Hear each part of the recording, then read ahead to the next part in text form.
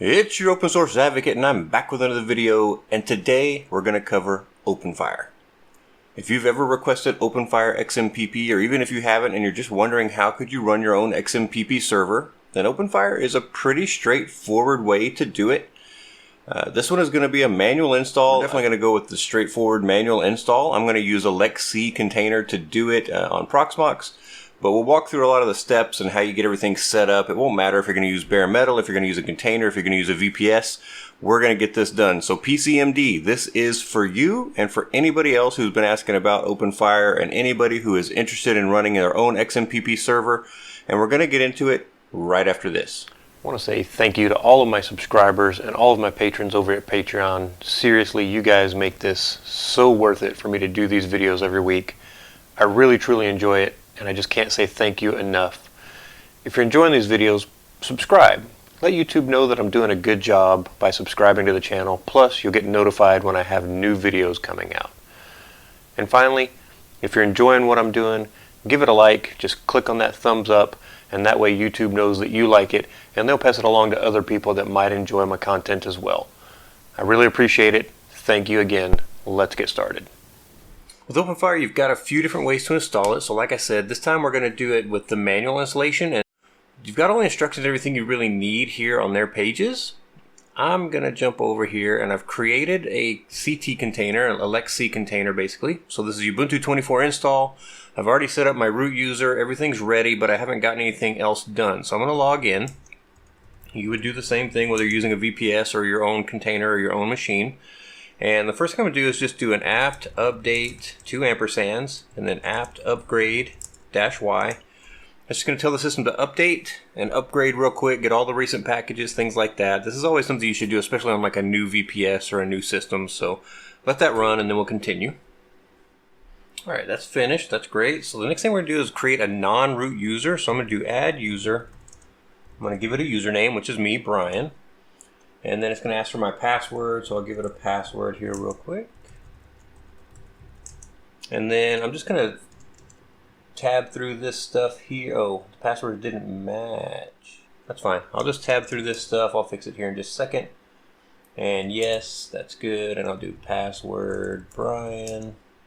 And we'll put in the password again. So you do want to make sure your passwords match. If you ever run into that, it's easy enough to fix. There we go. Passwords updated successfully. So I'm going to add my user, my Brian user, to the sudo group. So we do user mod space hyphen little a capital G sudo. That's the name of the group we want them to be in, and then Brian. And the good thing about doing it this way is when you name the group first, now you could add other names. So Lisa, Bill, Joe. I mean, you can name all the people you want in the sudo group. In this case, it's just me. I'm going to hit enter, and then I'm going to tell this to reboot. And now that it's rebooted, I'm going to go ahead and I'm actually going to get the IP address. So I'm going to log in as my non-root user just to test it. There we go. Do IP-BR space -C and then A. That'll give me the IP address for this machine, which is 192.168.10.49. So I set this up to be a DHCP initially, just so it would pull a free address from my system. And I'm going to go in and just change that real quick to be a static address. Now you can do this in a lot of ways, but with Proxmox it makes it pretty easy. I can just go here and click on static, and now I can type that in. And then /24, and then I'm going to put in the gateway that I use, which is .1. And hit OK. So that's changed. That's great. We'll go back to the console one more time, and we'll just do sudo reboot one more time just to make sure that all takes effect. Put in our sudo password. That's a good test of our sudo capabilities as well. So there it goes. It's rebooting. And the next time it comes up, we're going to switch over to our terminal. This will be a lot easier for you guys to see. So I'm going to do SSH Brian at, and I'll put in that same IP address. And we'll give it about 5 more seconds here, and then we'll try to actually log into it. It should be back up and running by now. It is. We'll hit yes for accept the fingerprint, and we'll type in our super user password. There we go. So we're back into this system. I'll clear this out. Now we're going to do a couple of things. We're going to download a .deb for our OpenFire installation, and I'll just grab that command and show you what it looks like so you don't have to watch me type it. So at the time of making this video, the current version of OpenFire is 4.7.4. So we're going to do a wget, and we're going to go out there and get their actual website. We're going to go to their download page, the servlet. It's going to pull some stuff, and then it's going to ask for this version. It's going to get the .deb for OpenFile. It's basically, it's going to save that as OpenFire.deb here on our local system. So I'm just going to hit enter. We'll let that go out and grab what it needs. It tries a few different things. It says, okay, got it, and it pulls it down. Awesome. So if we do an ls, we can see the OpenFire.deb is right there. So we're going to install this, and then we need to install MySQL. So we'll install the database server as well, and then we'll get everything set up from there. And then we're going to just make these two things talk. So you can install MySQL here on this machine that you're installing OpenFire on, but if you want them to be on different servers, that's fine. You just need to know the information for each server so you can make them talk and set up your connections and everything correctly and set up your users correctly, those kind of things. But we're going to do it all on the same server for this one. So I'm going to do sudo apt install // which means from this directory openfire.deb. I'm going to put in my super user password, and I'm just going to hit yes so it'll go and actually install that thing. I'm going to clear this out. Now on Ubuntu, part of the installation process is that it should start up a service for us. So I'm going to check it. System, I'm going to do sudo system ctl status OpenFire is the name of the service. And we can see here that it's active, so that's good.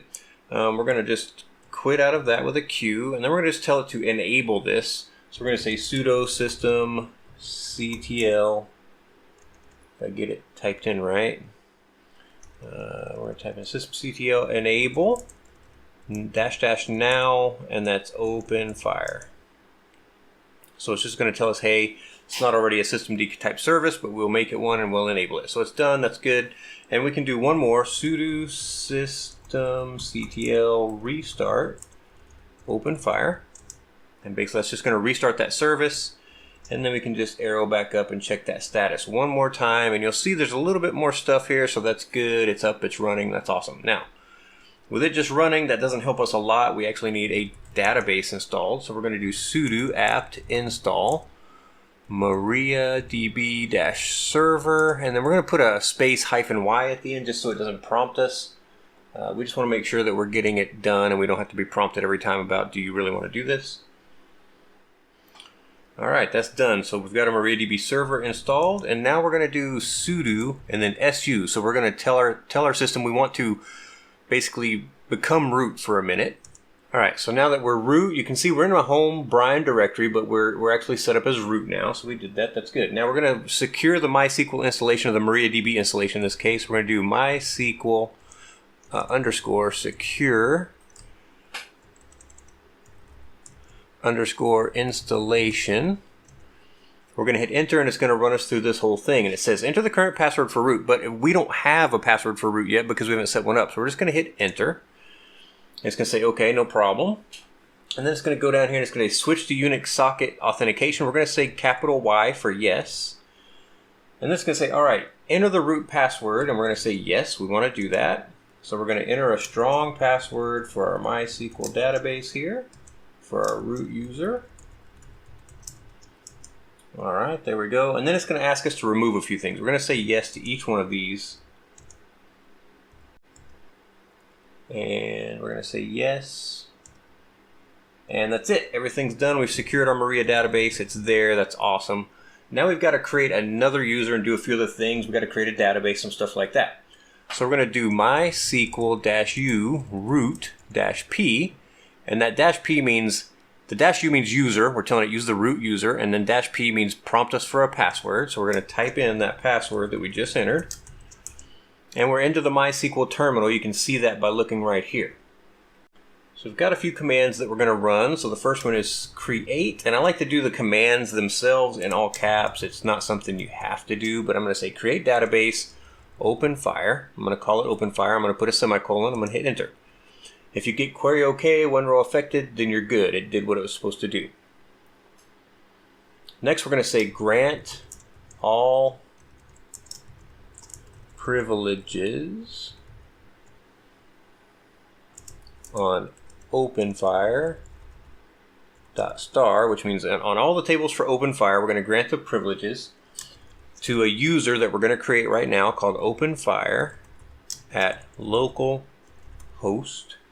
And then we're going to say, and we want the password to be, so we say identified by, and then we're going to type in a password. So this is just any really good long strong password you have is good. I'm going to put one that's not great. Don't copy that. Always use a really good strong password. So, and then a semicolon when you're done typing in that password and that last single quote.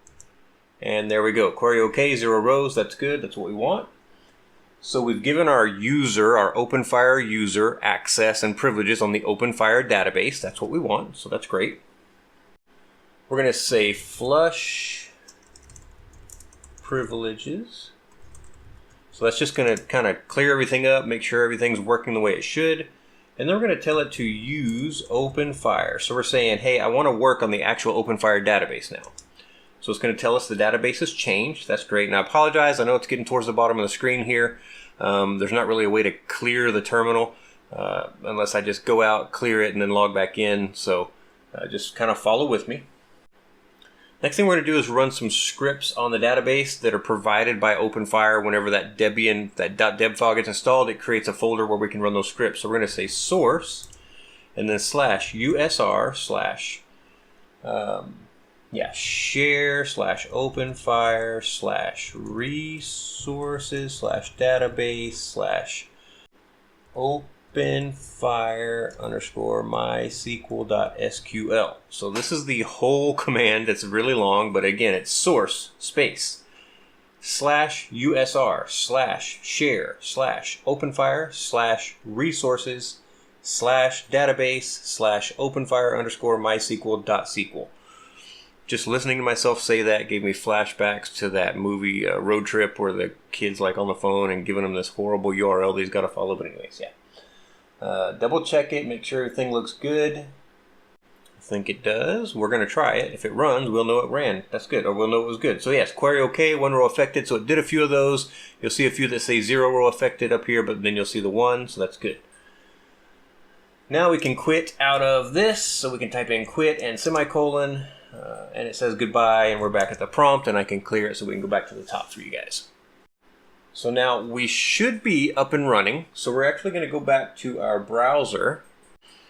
I'm going to open up a new tab, and we're going to go to the IP address, so http://192.168.10.49.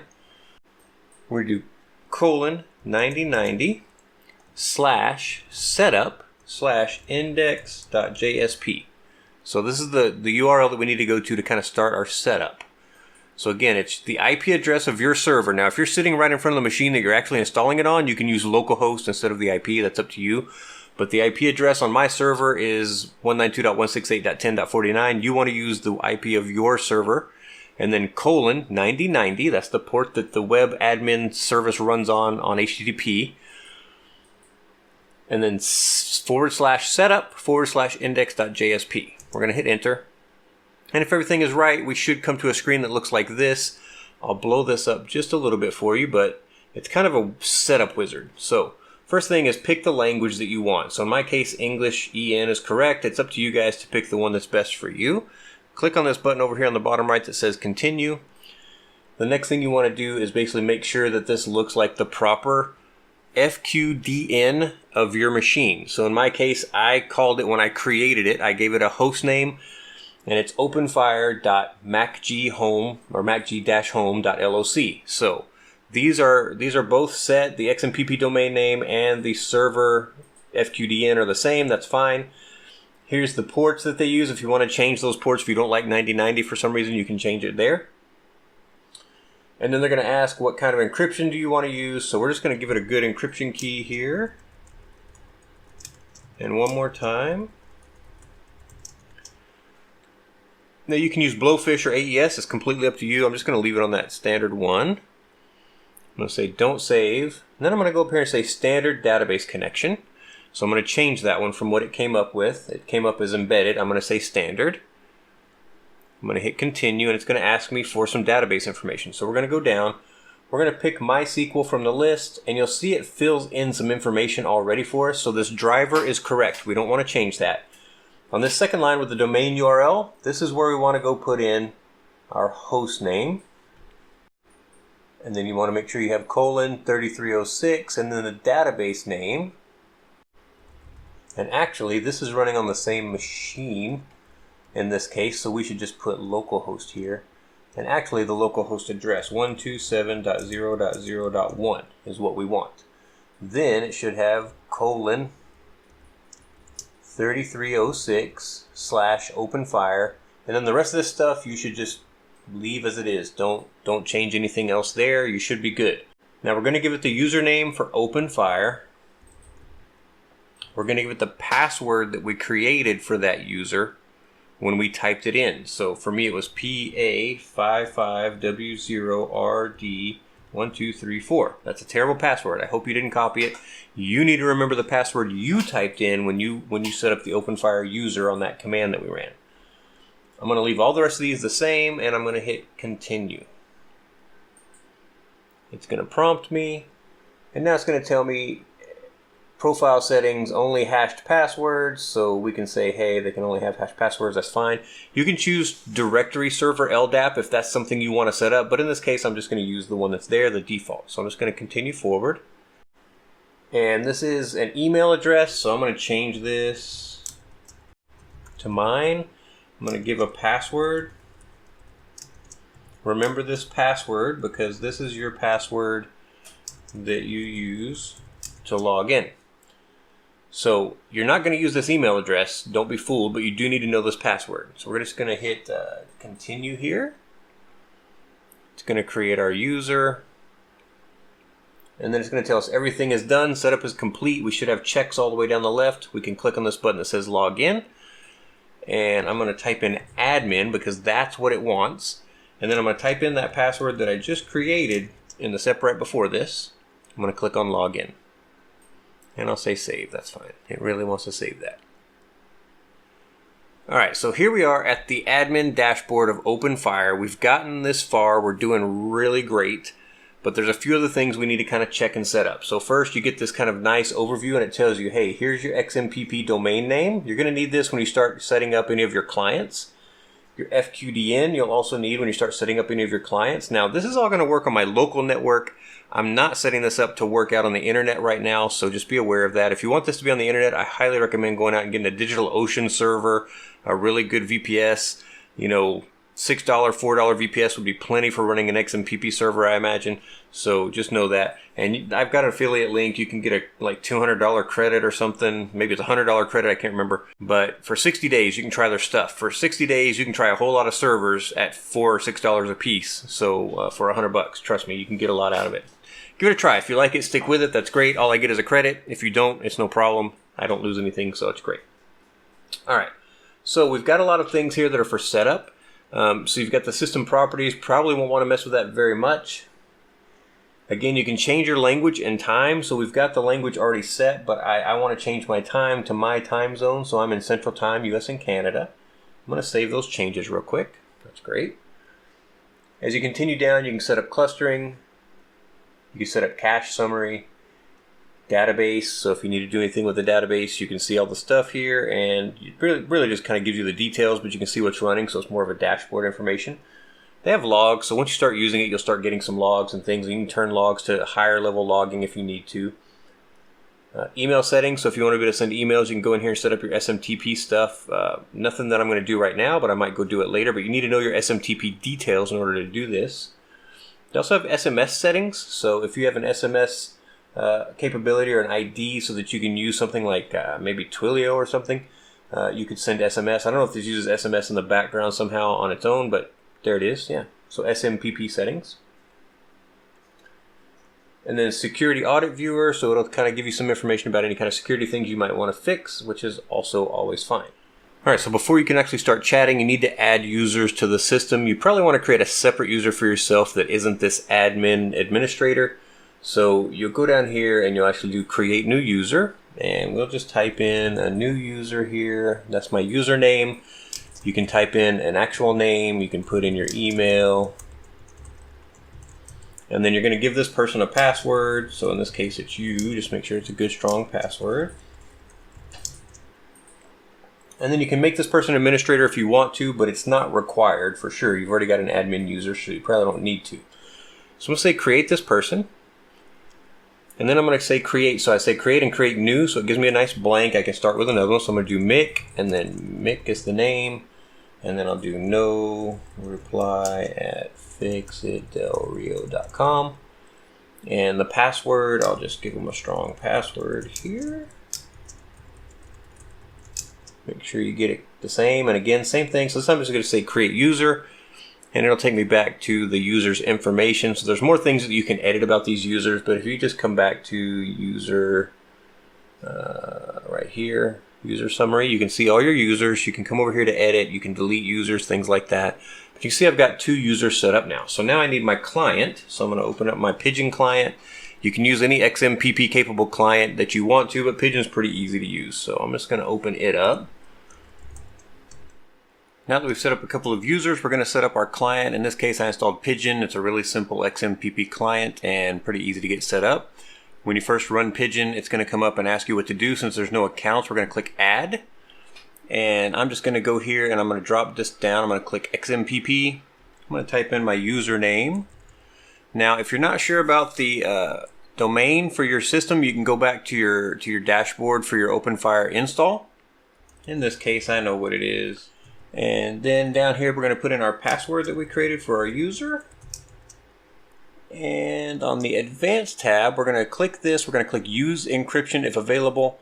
And then here on the Connect server, we're going to put in our domain name again. So our fully qualified domain name. And we'll click on Add. Now, what should happen is it's going to say available. Now, you may get a warning about the system. It may pop up with a certificate warning. If it does, just click allow because it's a certificate for your server, so you're expecting that since it's a self-signed cert. Just be aware of that.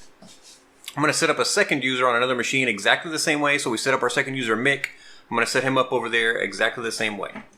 Now I've set up my 2 users and I want to add a user as a buddy into my system. Now remember, I haven't created any groups, so there's a default group just called buddies on OpenFire. What I'm going to do is I'm going to click on accounts and then I'm going to click on my account right here.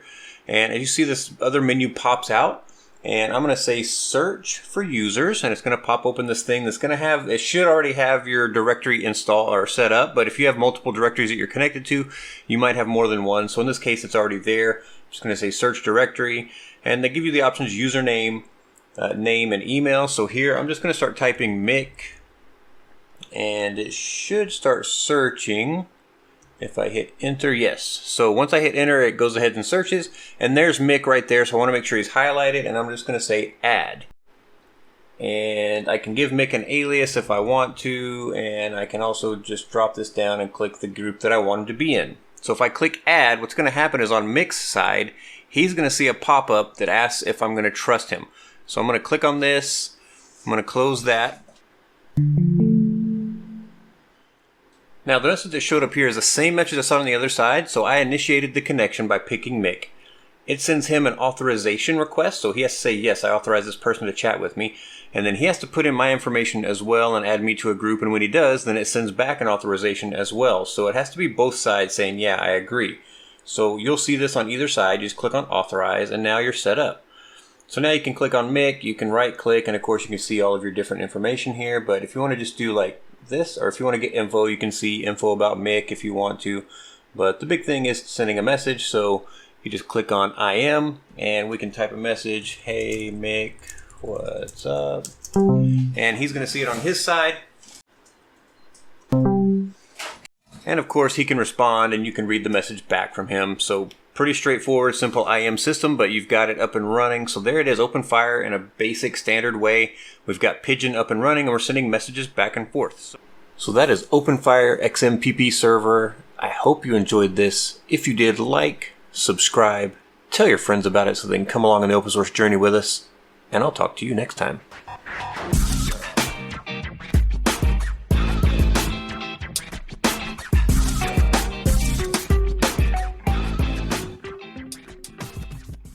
It's your open source advocate, and I'm back, and I've set up a store with a little bit of merchandise. I love being your open source advocate, but I want you guys to be the open source advocates with me.